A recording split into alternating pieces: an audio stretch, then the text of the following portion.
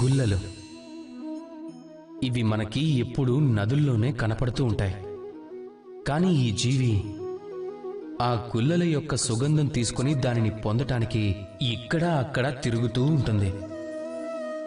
ఆ జీవి ఈ గుల్లని ఖచ్చితంగా పొందగలడు ఒకవేళ వాటిని లోతుగా వెళ్ళి వాటిని గమనించినట్టయితే. ఇప్పుడు దీన్ని చూడండి. స్వరం ఈ వేణువు లోపలే ఉంటుంది. కేవలం అవసరం అవుతుంది వాటిని కనుగొనే ప్రయత్నం చేయడంలో, వాటిని ఉపయోగించే ప్రయత్నంలో.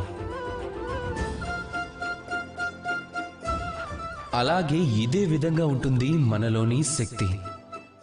ఏదైతే మన లోపల దాగి ఉందో ఆలోచించండి. స్వయంగా పరమాత్ముడు మన లోపల ఉంటే వారిని బయట వెతకటం దేనికి? మనంతట మనం స్వయంగా ఎప్పుడు మేల్కొంటాము అంటే ఎప్పుడైతే ఇతరుల నుంచి సహాయాన్ని ఆశించటం ఆపేస్తామో. కాబట్టి జీవితంలో ఎవరో ఒకరి సహాయం కొరకు ఆశపడుతూ కూర్చోకండి. మీకు మీరు స్వయంగా మారండి. రణభూమిలో మీకు మంచి సారథి దొరకచ్చు, కానీ జీవితం అనే ఈ యాత్రలో మీరే మీ సారథిగా మారాల్సి ఉంటుంది.